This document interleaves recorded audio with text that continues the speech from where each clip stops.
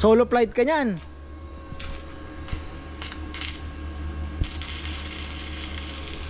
Siyempre, Papa. Oh. I love it. I love it.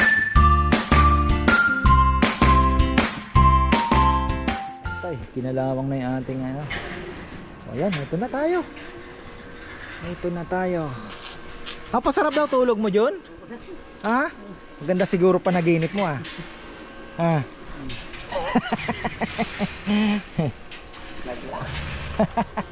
Gandang panaginip ni Junjun. Hindi, may ganun talaga. Hiningi ng katawan mo yun pagka ganun. Kahit mag-alarm ka, hindi maririnig yun. Oo.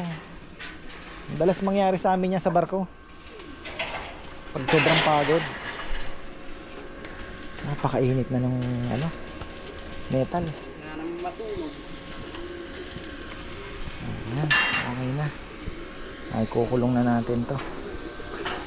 Tatanong ako ng parot, subukan ko dito sa kabila. Ganda din yan, no? Parang bago tayong ibon naman. Aviary na talaga. Ganda din yan. Malay mo maging business pa. Mahal din ang bilihan nun eh. Pero ayun nga, parang lovebirds lindal lang daw eh. So kung lovebirds, mas may experience na ako dyan dahil ilang taon din po ako nag lovebirds eh.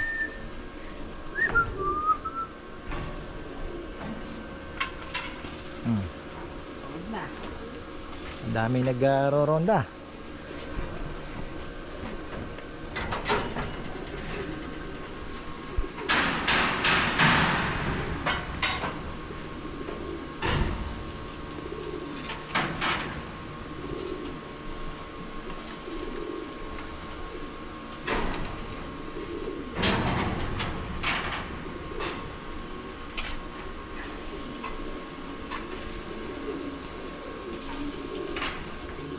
Iba yung alinsangan. Iba yung alinsangan ano, kahit hindi nakapulpos ang araw ano. Ha? Iba yung init ah. Bagay wala pong kahangin-hangin no. Oo. Ang pawis ko oh. Ay, grabe.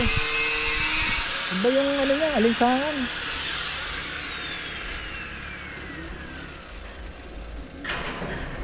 Nasa labas lahat ng ibon ngayon. Ilak na natin para ano, nasa labas lahat sila. Tapos yung ating mga future breeder at ibang stock bird, ayan yung tatlong blue bar natin mga ka-farmer, ipagpaparis na natin yan pagka ano na, titingnan natin kung napapaitlog natin at tingnan natin yung lahi. Parami natin yan, maganda din yan, magandang klase talaga. Galing yan sa isang prestihiyosong fancier. Ayan.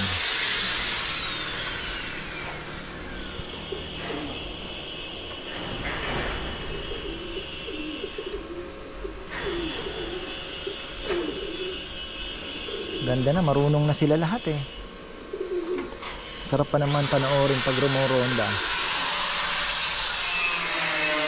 Ito may itlog to, kawawa naman oh. Asa na sila?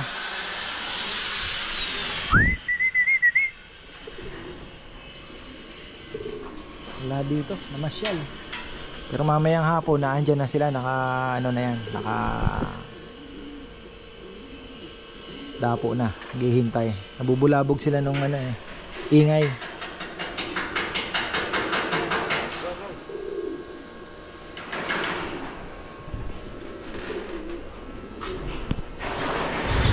Breeder natin ay yun lang, mahirap anuhin ng lalaki babae dito.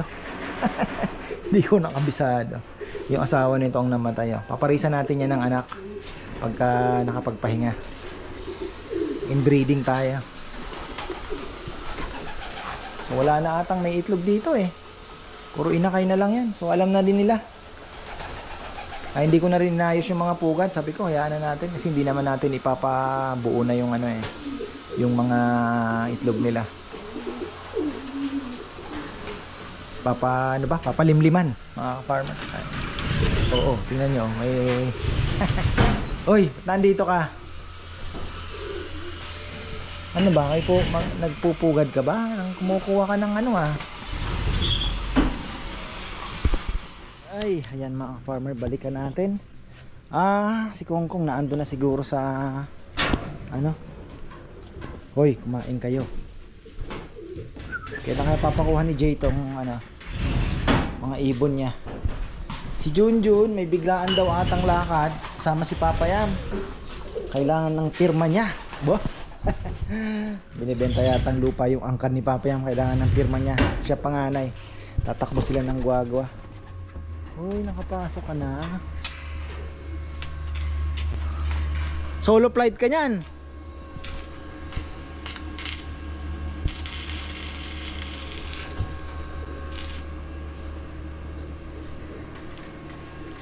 Yun, ang division. Ito na.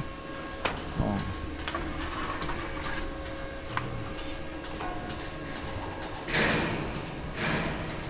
Tuloy na naman ito ng Tuesday. Pero sa Tuesday pwede na tayo mag layout ng kubo. Trabaho na sila. Yung maiiwan dito Junjun at Nelnel, tatapusin to.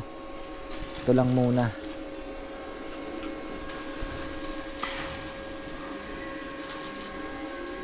Hindi ko na palalagyan ng ano to, trapdoor tsaka ano muna. Okay na siya, stockbird na lang siya. Meron namang ano meron din namang silang eto, biladan, so walang magiging problema.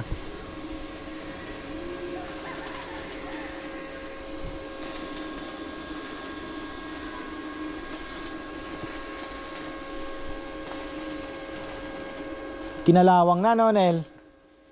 Naulan lang po eh. Oo, naulan na. Sinturahan na lang.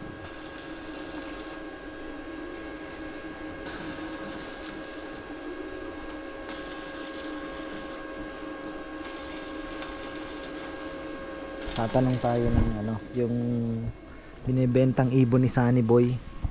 May magandang ibon siya eh. Yung parrot ba? Uy, naiwan din ito. Nakapasok. Dito yan. Oh. Talagang nagpumilit. Nga natin. Para sa mga gustong pumasok, pasok na sila.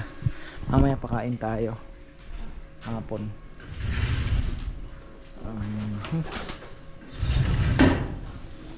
Mga inakay natin. Marami pa. Lilinisin natin to pagka nakahiwalay na sila. Maganda naman kasi magkakaroon ng aviary, so yung ipot na mostly nasa labas yan. At didilig pala ako ng ating pinapatubo. Walang papayang nabili mga ka-farmer. Grabe, pahirap pa ng papaya.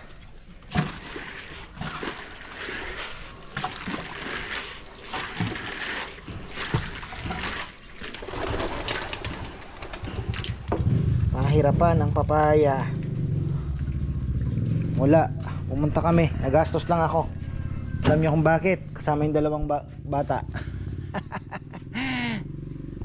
Napalaban na naman tayo sa 7-Eleven. Pero okay lang kasi gusto ko naman pong lumaki sila na yung may memories ba na si Papa ganyan, si Papa 'di ba? Binibili kami, si Papa pumupunta kami sa ganito, 'di ba? So maganda na din yun na lumaki silang ganon.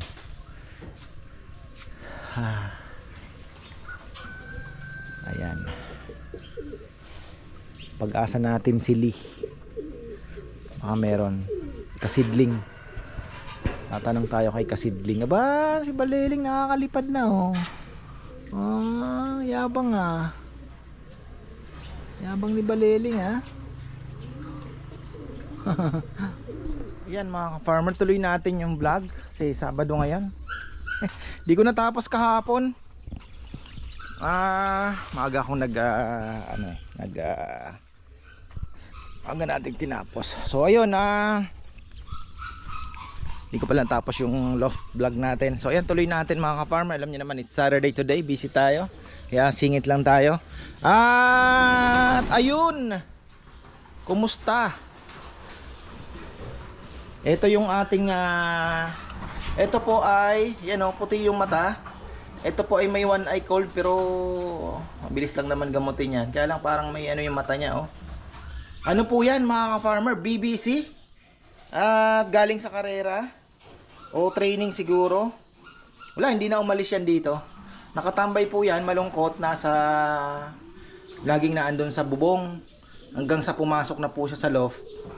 At ayun, ginamot natin. At papakawalan din natin yan. Bahala na siya kung anong gusto niya sa buhay niya. So ayun, lang gamutin muna natin. Tapos etong ano, parondahin na natin. Lilinis din pala tayo pero alam mo, nagkamali ako. Kung maganda pala talaga yung flooring eh, may butas na, wala ka nang lilinisin. Pero ganun pa man ang kalat. Ayan, yung trabaho natin kahapon eh, ayan, excited na lumipad oh. Ronda kayo? Syempre, papa. Oh. I love it. I love it. Oy, oy, naglalabasan na sila. Labas na kayo. Labas na, labas. Labas. Ito, dagit yan mga farmer. Hindi ko alam. May sticker pa ba? Sticker pa yata yan eh. Oo. May sticker pa. Ayan oh. Sticker ba yun? Hindi ko alam kung anong ano ng sticker eh. Hindi tayo nagkakarera. Pero ako masaya na mga farmer dahil ganyan-ganyan lang. Ano, sinong gustong... Uy! Labas na? Hindi ko naman isasara yung ano, hindi ko isasara yung... Hindi natin isasara yung... Hindi naman natin isasara. Uy! Huwag ka nang... Doon ka. Aba. Ayaw lumabas. Aba. Shh.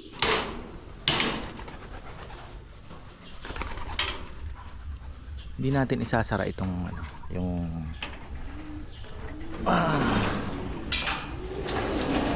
trapdoor. Hindi ko na isasara yung trapdoor. So ayan, ito yung update kahapon. Meron na siyang division mga ka-farmer. Doon sa kabila, pero ito wala pa. So ito lalagyan din po ng division to. Lalagyan din natin ng mga tungtungan din dyan. Division yan. Tapos ito open. Di ko alam kung paano gagawin natin dito sa anong to.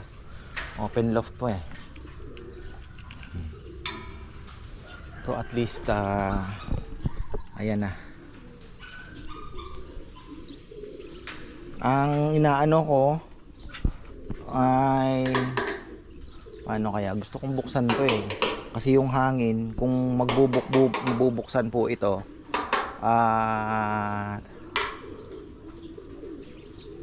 yung hangin ba makakapasok na ganon. Pero mayroon pa tayong ano, nakaabang na future project. Maglalagay tayo ng ventilation, vent ba, para ano niya, sisilip niya yung masisipsip yung hangin pataas. Tapos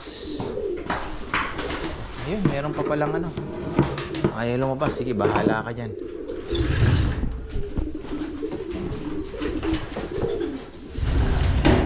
Eto, mababawasan po ang amoy nito, ang kalat dito pag nagkaroon na ng aviary. Kasi syempre, mostly lalabas sila. Yung siguro half of the ipot doon na sa kabila malalaglag. So, kaya lang, hindi pa muna natin maaayos dahil i-break naman nga po ito. Kagaya ng sabi ko, i-break naman natin yung mga breeders. So, magiging open ito. At bago natin siguro ibalik, ipapagawa na natin itong aviary. For the meantime, ay meron po tayong mga project sa business project. Syempre business project. So ayun, si Cap daw. Anong balita kay Cap? Anong ginagawa ni Cap? O ayun, unahin muna natin yung business. So ayan mga ka-farmer, hanggang dito na lang po muna. At Ayan, nagparonda na tayo. Nahanap daw tayo ni Kap. Baka may kailangan. So ayan, maraming salamat at magandang buhay.